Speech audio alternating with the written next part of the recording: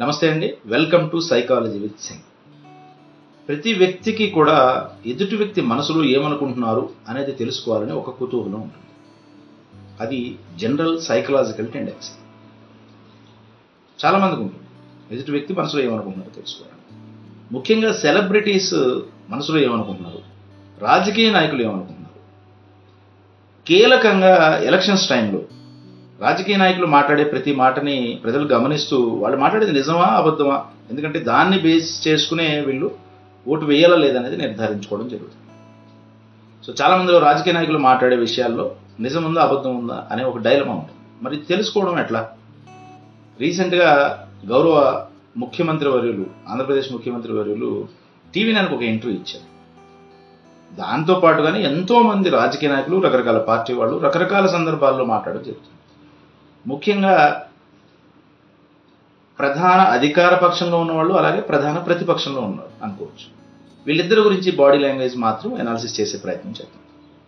సుమారుగా ఒక సంవత్సరంన్నర క్రితం పవన్ కళ్యాణ్ గారు గౌరవ ప్రధానమంత్రి గారిని, నరేంద్ర మోడీ గారిని కలిసినప్పుడు వైజాగ్లో ఆయన బయటకు వచ్చి మాట్లాడిన తర్వాత ఆయన బాడీ లాంగ్వేజ్ అనాలిసిస్ చేస్తూ ఒక వీడియో చేసాం. దానికి చాలా మంచి స్పందన వచ్చింది. చాలామంది ఆ టైంలో మోడీ గారు ఆయనకి ఏదో చివాట్లు పెట్టారని, సరైన రెస్పాన్స్ రాలేదు కాబట్టి ఆయన చాలా డల్గా ఉన్నారు పవన్ కళ్యాణ్ గారని రకరకాల వ్యాఖ్యానాలు వచ్చాయి ఆ టైంలో. కానీ పవన్ కళ్యాణ్ గారికి చాలా పాజిటివ్ వైపు వచ్చింది, చాలా పాజిటివ్ సపోర్ట్ వచ్చింది. ఖచ్చితంగా బీజేపీతో కలిసి ప్రయాణించడానికి ఒక కీలకమైన నిర్ణయం అయితే తీసుకున్నారు. రాజకీయ సమీకరణలు జరిగాయి. అదే ఆయన బాడీ లాంగ్వేజ్ వ్యక్తపరుస్తుందని చెప్పేసి ఆ రోజు వీడియోలో చెప్పాం. ఆ లింక్ ఇస్తాను, మీకు రిఫరెన్స్ కోసం కావాలంటే చూడొచ్చు. సో ఎగ్జాక్ట్గా మనం పవన్ కళ్యాణ్ గారి బాడీ లాంగ్వేజ్ ఏదైతే అనాలిసిస్ చేశామో దాని ప్రకారమే ఈరోజు ఉన్న పరిస్థితులన్నీ ఉన్నాయి. సో దాన్ని బేస్ చేస్తూ కొంచెం ముందుకు వెళ్ళి, ఇప్పుడు ఎలక్షన్స్ టైంలో కీలకం కాబట్టి ఇటు జగన్మోహన్ రెడ్డి గారి బాడీ లాంగ్వేజ్ ఆయన రీసెంట్ ఇంటర్వ్యూలో, అలాగే పవన్ కళ్యాణ్ గారి బాడీ లాంగ్వేజ్ రెండు కూడా సింపుల్గా చూసే ప్రయత్నం చేద్దాం. దీన్ని దయచేసి ఏ విధమైన రాజకీయ పార్టీలకి అన్వయించొద్దని నా మనవి. కేవలం దీన్ని ఒక సైకలాజికల్ ఆస్పెక్ట్గానే, సైకలాజికల్ విశ్లేషణగానే చూడండి. ఇప్పుడు దాకా కనుక ఛానల్ని సబ్స్క్రైబ్ చేసుకోకపోతే సబ్స్క్రైబ్ చేసుకోండి. వీడియో నచ్చితే లైక్ చేయండి, మీకు తెలిసిన వాళ్ళందరికీ షేర్ చేయండి. సబ్స్క్రైబ్ చేసుకోవడం మర్చిపోకండి. ఓకేనండి, సబ్స్క్రైబ్ చేసుకున్నారు కదా. సో ఇక పవన్ కళ్యాణ్ గారి బాడీ లాంగ్వేజ్, అలాగే జగన్మోహన్ రెడ్డి గారి బాడీ లాంగ్వేజ్కి రావడానికి ముందు సైకాలజీలో బేసికల్గా ఉండే కొన్ని ఆస్పెక్ట్స్ మనం తెలుసుకోవడం చాలా అవసరం.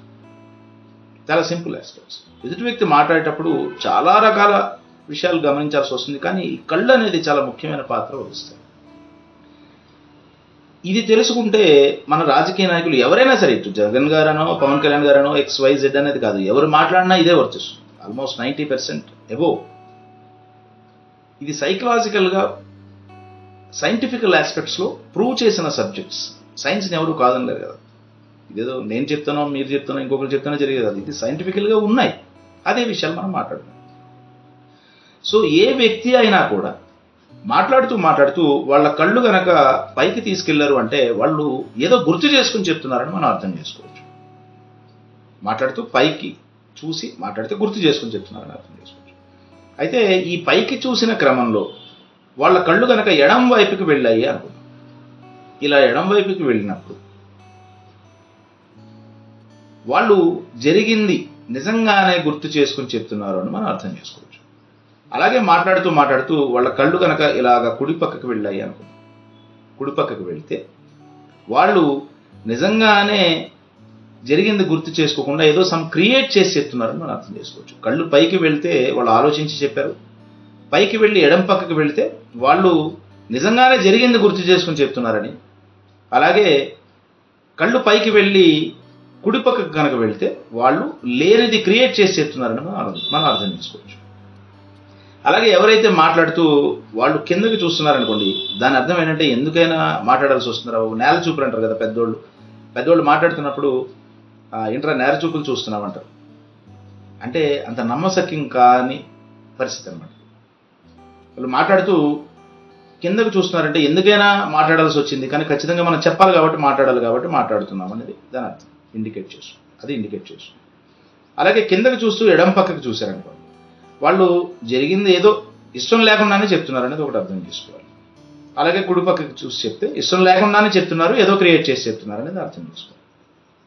అలాగే మాట్లాడుతూ కళ్ళు పైకి కాకుండా కిందకి కాకుండా నిటారుగానే ఉండి మధ్యలోనే ఉండి ఎడం పక్కకు చూసి మాట్లాడుతున్నారంటే వాళ్ళు జరిగింది నిజంగానే గుర్తు చేసుకుని చెప్తున్నారు, కానీ వాళ్ళకి కావలసిన విషయం మాత్రమే చెప్తున్నారు. మధ్యలో విషయాన్ని పూర్తిగా చెప్పకుండా ఆడిట్ చేస్తున్నారని అర్థం చేసుకోవాలి. కొంచెం కట్ చేసి చెప్తున్నారని అర్థం చేసుకోవాలి.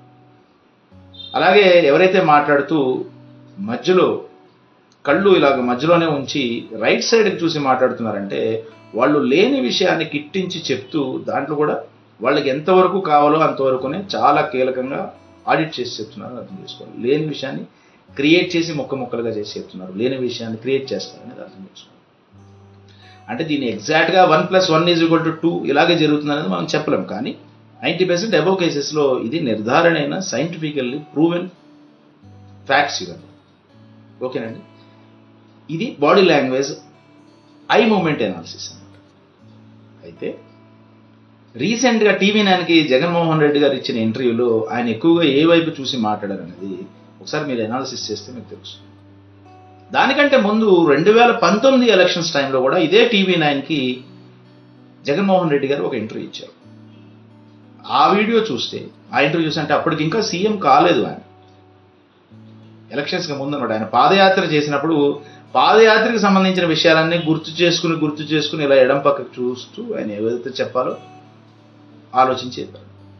జగన్మోహన్ రెడ్డి గారు అనేది ఏం సాధారణమైన వ్యక్తి కాదు కదా, ఏదో ట్రోలింగ్స్ అవి ఇవి చేస్తూ అలాగంటే అది కాదు. Is not an ordinary man, is an extraordinary man. ఎందుకంటే అన్ని వేల కిలోమీటర్లు ఆయన పాదయాత్ర చేసి అంతమంది మనసు దోచుకుని 150కి పైగా సీట్లు తెచ్చుకుని 5 సంవత్సరాల పాటు సుదీర్ఘమైన రాజకీయాల్లో సీఎంగా ఉన్నారంటే మామూలు విషయం. అయితే ఆ ఇంటర్వ్యూ చూస్తే 2019 ఇంటర్వ్యూలో ఆయన పాదయాత్రకు సంబంధించిన విషయాలు ఆయన ప్రణాళికలు గుర్తు చేసుకుంటూ జరిగిన విషయాలను గుర్తు చేసుకుంటూ చెప్పారు. పాదయాత్రలతో ఎవరితో ఏం మాట్లాడారు, ఏం సమీకరణం, ఇదంతా. అయితే ఆశ్చర్యంగా ఇప్పుడు 2024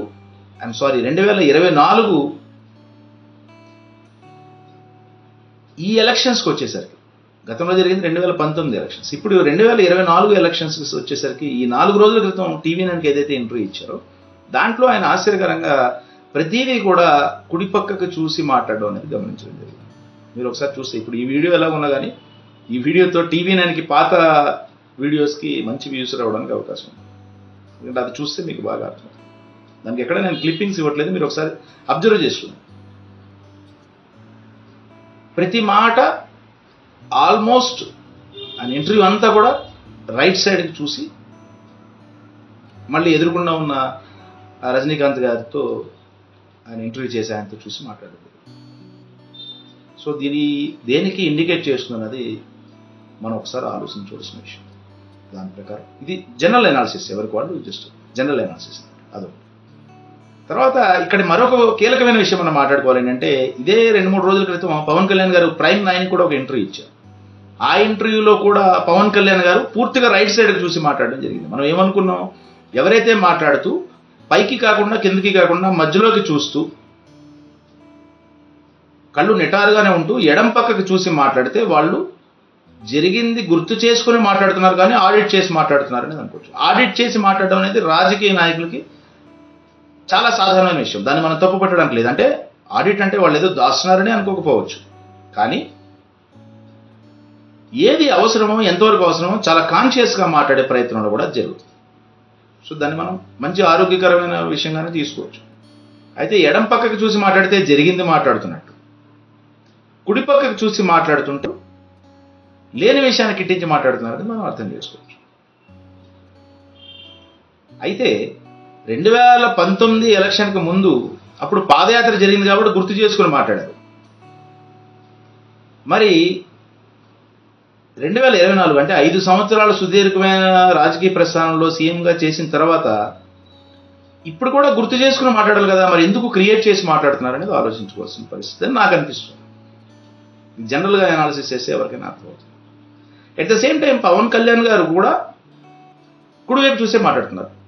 ఎందుకంటే ఆయనకి ఇప్పటిదాకా ఏ విధమైన రాజకీయ ప్రస్థానం లేదు. ఆయన ఏం మాట్లాడినా ఇమాజినేషన్ చేసే మాట్లాడాలి, కానీ 5 సంవత్సరాలు సీఎంగా చేసిన ఆయన ఇమాజినేషన్ చేసి మాట్లాడకూడదు, జరిగింది కదా చూసి మాట్లాడుకోవాల్సింది. సో ఇది జనరల్ సైకలాజికల్ ప్రాసెస్లో జనరల్ ఐ మూమెంట్ అబ్జర్వేషన్ ఉండేది. సో ఇది మీకు అకాడమిక్ ఇంట్రెస్ట్తో మీకు ఉపయోగపడుతుందని అనుకుంటున్నాను. సో దయచేసి దీన్ని ఏ విధమైన రాజకీయ పార్టీలకి అన్వయించకండి. కేవలం దీన్ని ఒక సైకలాజికల్ ఆస్పెక్ట్స్గానే చూడండి తప్ప ఏ విధమైన రాజకీయ పార్టీలకి అన్వయించొద్దున్నామని. వీడియో నచ్చితే లైక్ చేయండి, షేర్ చేయండి, సబ్స్క్రైబ్ చేసుకోవడం మాత్రం మర్చిపోకండి. మీకు మరిన్ని సైకాలజీ విశ్లేషణతో మళ్ళీ కలుద్దాం. థ్యాంక్ యూ అండి. నమస్తే.